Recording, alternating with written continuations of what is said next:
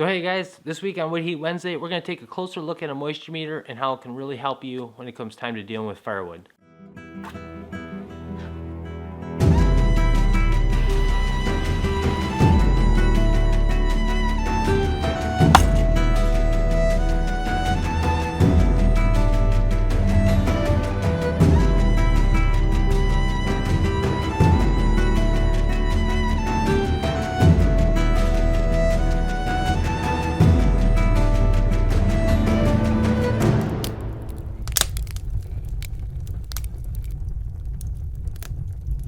So a moisture meter is a relatively new thing in the grand scheme of people heating with firewood.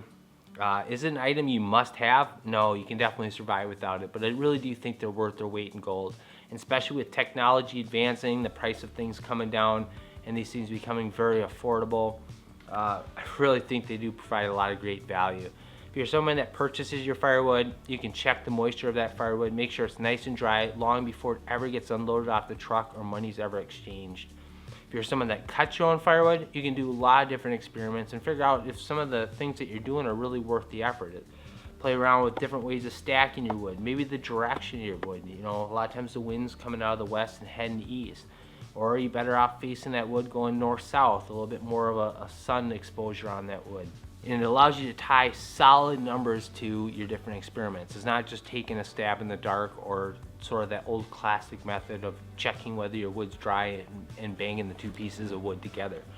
Let's do a little experiment here in this video. I got two pieces of wood here I just split open. We're going to take our moisture meter reading right on the nice freshly exposed piece of the wood that I just split open here. You can see it's got real nice darkening that's happening on there. There's checking happening on the ends of the boards. So it's got all the telltale signs of this piece of wood has been sitting around drying for a long time. And then on the other side of things, we got a piece of wood that is very light in color all the way around. Like I said, I just split this one open as well. So we'll take our reading on the inside here. No checking happening really at all on the ends of this board. And as we bang these together, we're sort of looking for that hollow sound here. So which piece of wood do you think is going to be a little bit drier here? We'll take a reading here just in a few minutes. So without going down the rabbit hole too much here, I thought I'd show you guys the two moisture meters I have here. I have an MD814. It's not even a brand name associated with this thing. I bought this thing years ago, paid 13 bucks for the thing. There wasn't a lot of information out there about this thing. There was a couple reviews, and they seemed to be really split. Some people said they absolutely loved the thing, and other people said they ended up running into problems where they'd bend the prongs on the thing, and they aren't replaceable. Or I even saw a couple reviews out there talking about how inaccurate the machine was. But for the price, I was like, I can't go wrong with something like that. So I ended up ordering up, not a bad little device, it's been very nice for me. It doesn't have any backlight or anything like that when you power it up. Just a simple hold button and the power on button. But that idea of the thing not being very accurate is always stuck in my head. And it's not very easy to check how accurate something that is. You can take a weighted piece of firewood, stick it in your oven for several hours, dry it out that way, pull it out, take another weight, and there's a little bit of a math formula to figure out actually the moisture content of that to be able to compare it against that. I think they've reworked this device quite a bit. I've noticed like the newer version of this has got the buttons more off the side. The price has gone up quite a bit, 20 bucks or something like that. I decided just to get another moisture meter just for like a testing purpose type thing. And I broke down and I went with this one here, this General D4E. Part of the reason I selected it, there was a lot of very positive reviews on it on Amazon. Pretty big meter out in the woodworking community. Great little meter. I've really enjoyed using this thing. You power it up, it's got a nice backlight so you can work in low light. Just a simple little two-prong type deal.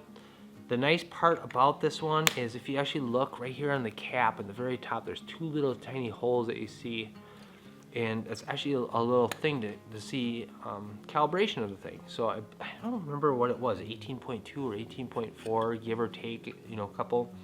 But it allows you to plug it into that. And you can see I'm getting 18.5 on mine, or bounce back to 4. So it gives you a little reassurance to be able to test that thing out. I guess one other little note on this one is it does have two different options. You got wood mode, and there's also a building material. So obviously you'll put it on wood mode when you're checking your firewood and stuff. You can put it in building material, so if you got a musty basement or something, want to check the moisture content of your drywall or something, you can put it in that mode.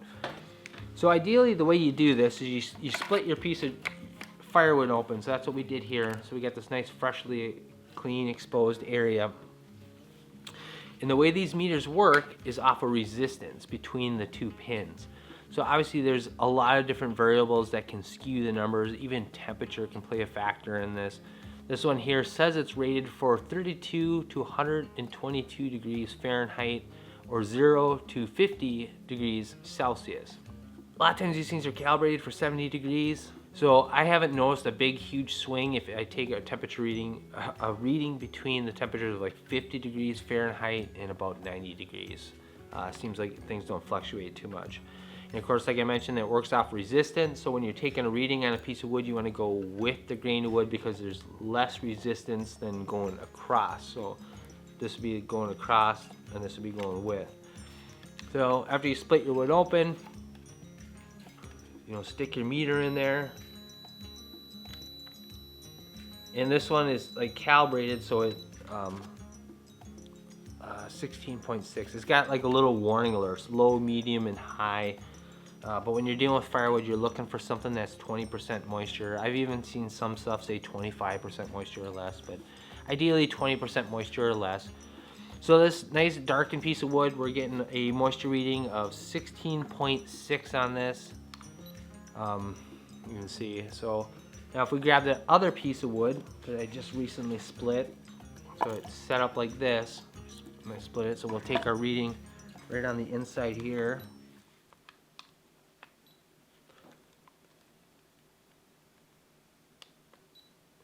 And I'm getting 10.6. So you would think, just by the looks of things, obviously that other piece of wood would appear to be a lot more seasoned dry. So looks can definitely be deceiving. Of course, I did pick a piece of wood. I got a piece of ash here that I knew was going to be really dry, even though it had the look of like it was just freshly cut here. But this stuff's been sitting around for a long time. So very, very valuable tool. Really neat little tool for running different experiments, and can really save you a lot of frustration, especially if you're someone that purchases firewood. Some guys will go out and cut wood, and they'll come drop it off at your door that same day and say it's been sitting around seasoning. It just allows you to not get burned on something like that, especially with a lot of the newer stoves and being really dependent on actual nice dry firewood. Really nice. So anyways, hopefully you guys learned something new about firewood, or maybe not firewood, but moisture meters, I guess. Great little tool. Hope you guys enjoyed the video. We'll see you on the next one. Thanks for watching.